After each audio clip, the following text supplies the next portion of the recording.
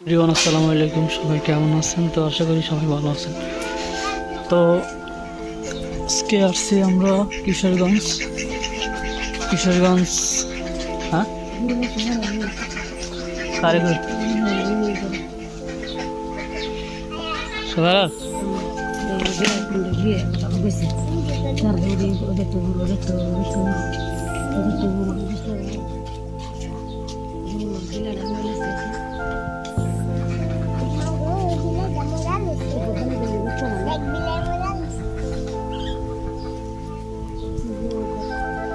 আসলে আমাদের আসার উদ্দেশ্য একটাই, আমরা আসছি বউ দেখার জন্য।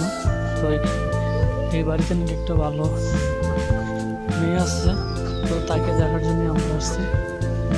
তো দেখা যাক, বাসায় কেউ নাই, সম্ভবত মারা গেছে।